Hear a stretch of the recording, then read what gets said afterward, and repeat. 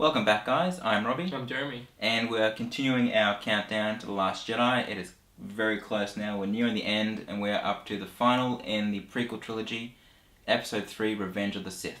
Yes. Hope you guys enjoy.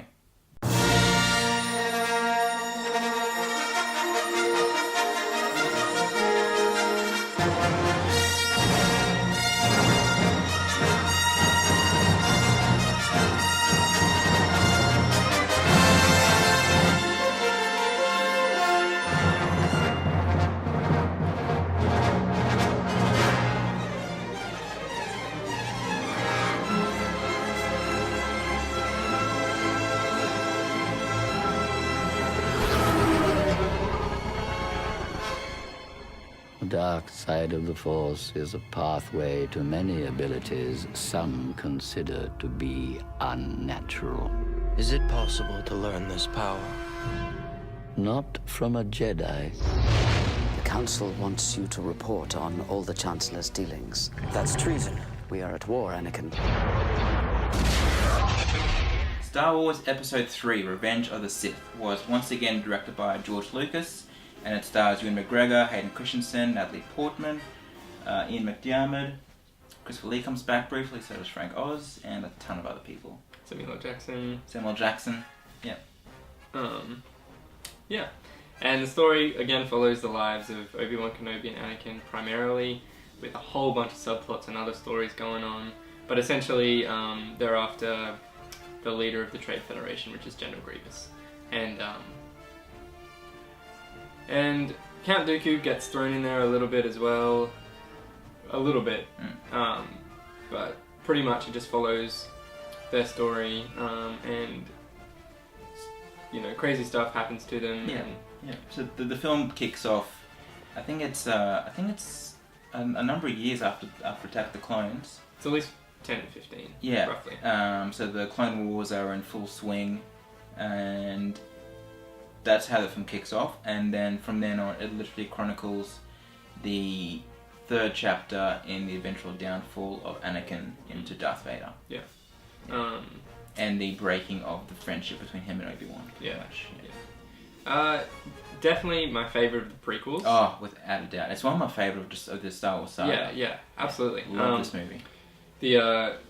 So George Lucas decided to go full CGI with this one. Yeah, which I wasn't 100%.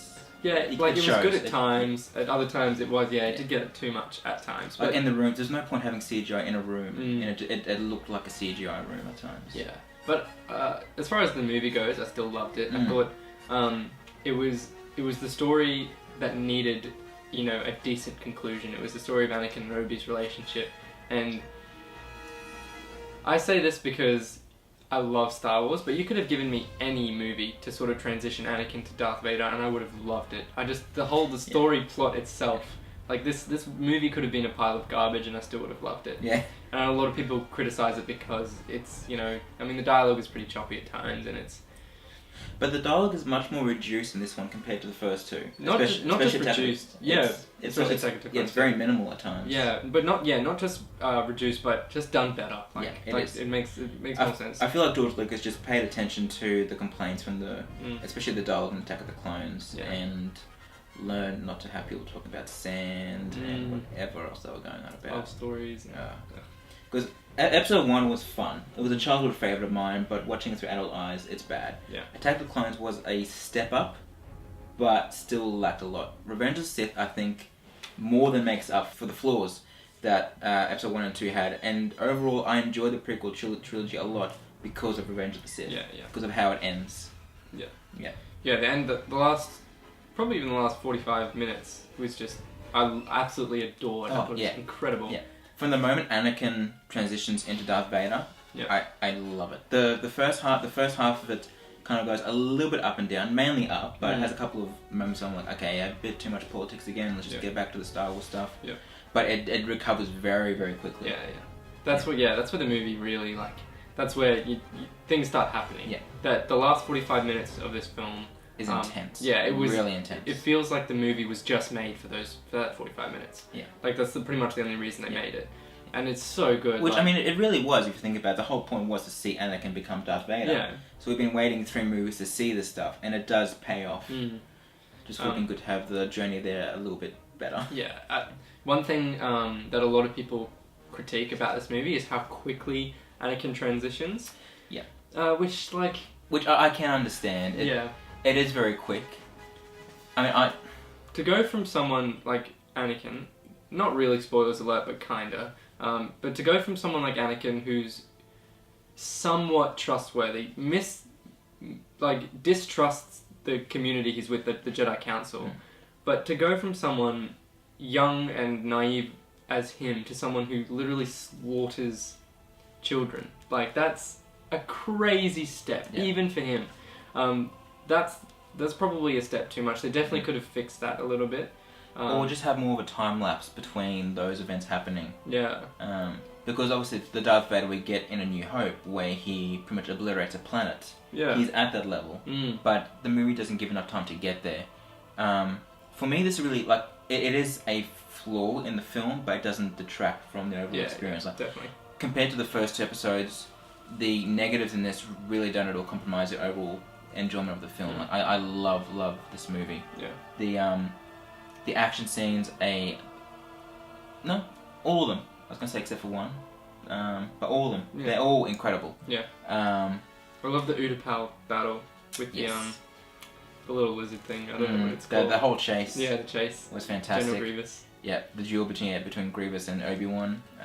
The opening is stunning above Coruscant. Yeah. And then, of course, the final duel double duel between Anakin and Obi-Wan, and then Yoda and the Emperor.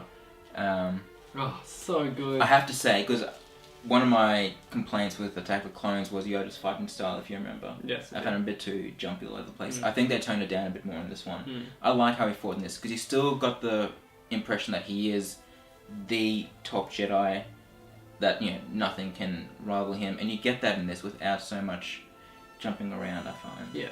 I really like this one. Yeah. Some of the other Jedi in it are a bit useless, like when the Emperor turns, I'm like, okay, you're facing a wall. Yeah. What are you doing? Yeah. When literally 5 Jedi Masters go to arrest him and he just slaughters them all, essentially. Yeah. We'll jump into spoilers now, because there's nothing else really to say without doing spoilers. Mace Windu gets his shining hour. Doesn't end well for him, but he still gets his moments. The poor guy gets completely destroyed. Fun fact, actually, George Lucas, when he first originally wrote the concept for Star Wars, his first character was someone called Mace Windu. Huh. So this is back with A New Hope? No, this is this is before New Hope even went into production. When he was first writing the concept for it, and that's where Mace Windu comes from. That's cool. Yeah. And then you got Samuel Jackson playing. Yeah, that's so good cool. choice. But Samuel L. Jackson's Mace Windu gets killed. Yeah. All the Jedi get killed, Count pretty Dooku much, gets except for Obi-Wan. Anakin's no longer a Jedi. Yeah. So the Emperor turns all the clones onto the Jedi, and Order 66. Yeah. There's a massive montage of Jedi being slaughtered, which would probably be one of my favourite scenes in the film. It's heartbreaking. Yeah, very heartbreaking. Very well done.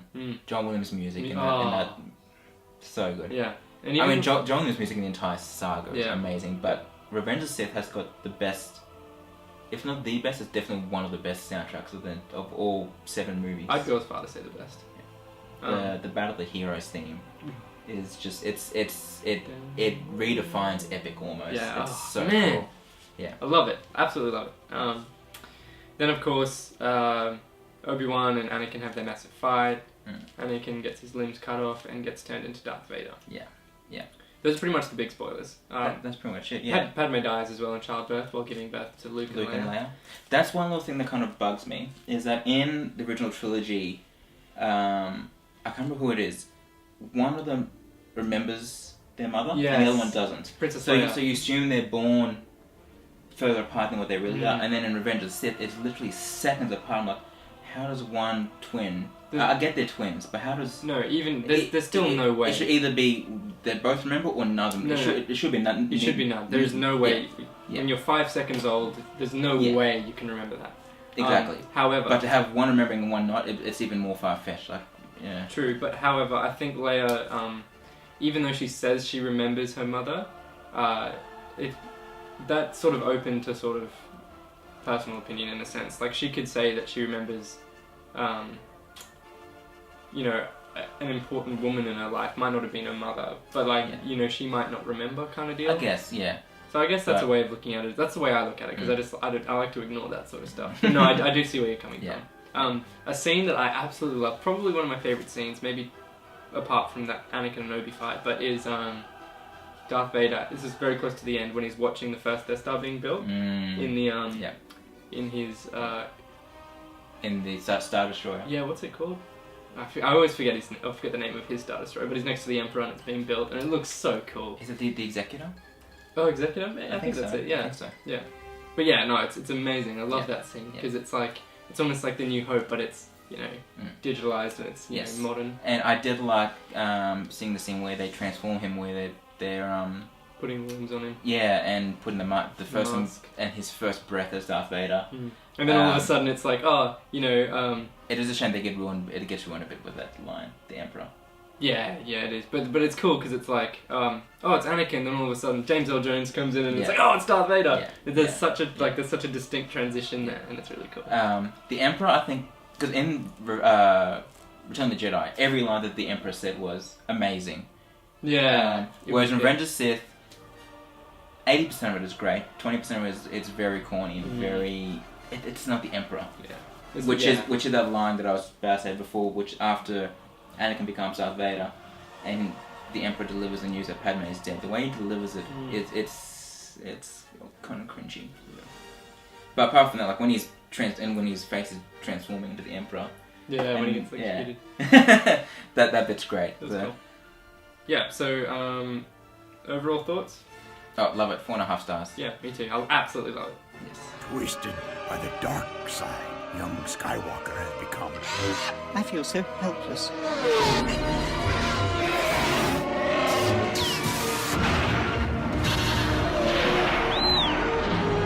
You were the chosen one!